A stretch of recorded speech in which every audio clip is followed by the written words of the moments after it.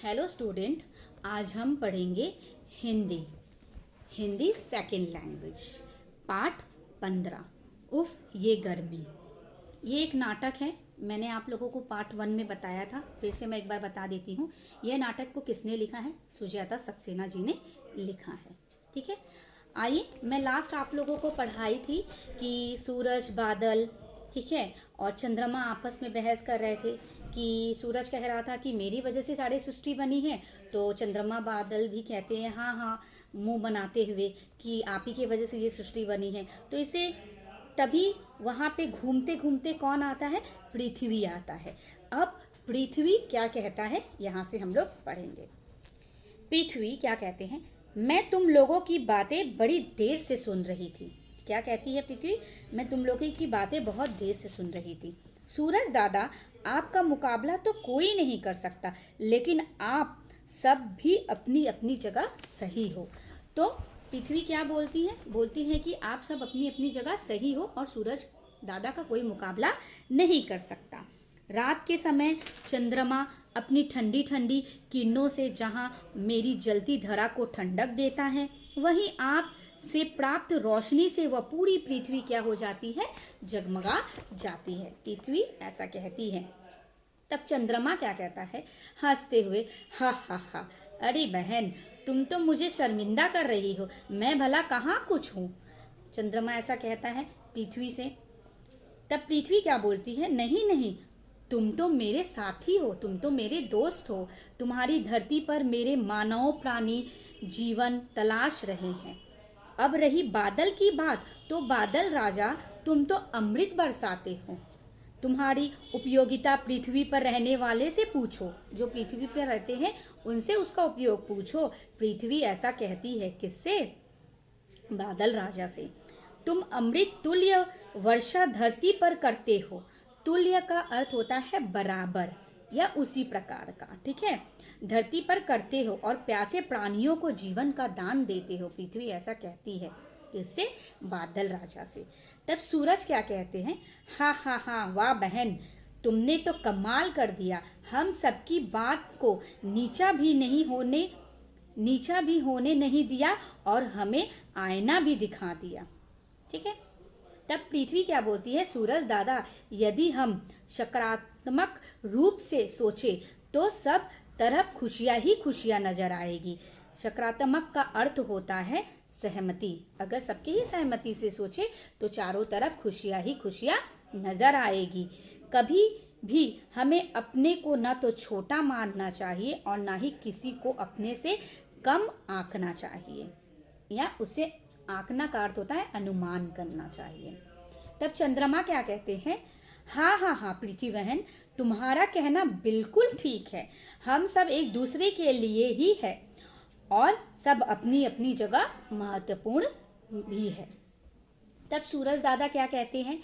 लेकिन मेरी गर्मी के अलावा मानव निर्माण गर्मी के बढ़ने से मैं ज्यादा चिंतित हूँ। इतनी ज्यादा गर्मी बढ़ गई है कि मैं उससे चिंतित हूँ। निर्मित का अर्थ होता है निर्माण करना या उसको बनाना, ठीक है।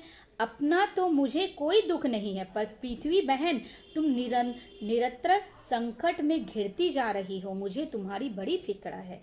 तो सूरज दादा को किसकी फिक्र होती है? पृथ्वी की फिक्र होती है।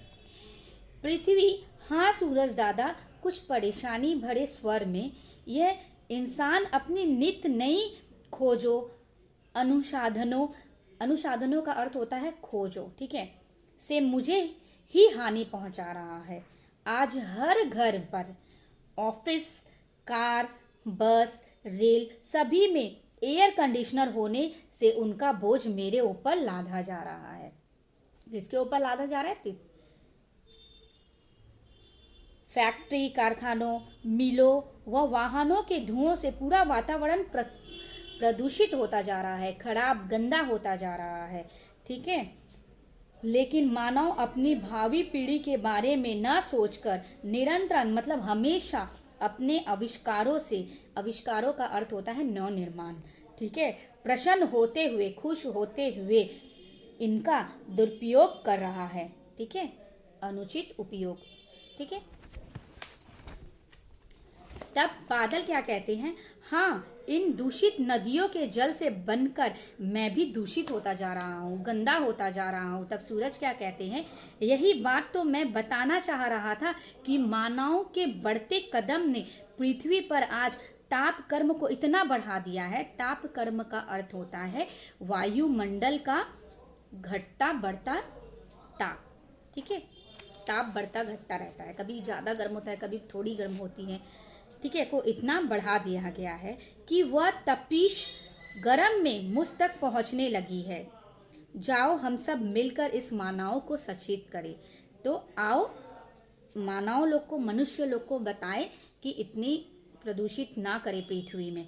तो क्या कह रहे हैं सूरज जी, हे मनु के वंश जो स्वीकार हमारा प्रणाम करो, कूड़ा कचरा धुआं तपीश को एक हद तक ही बढ़ावा दो।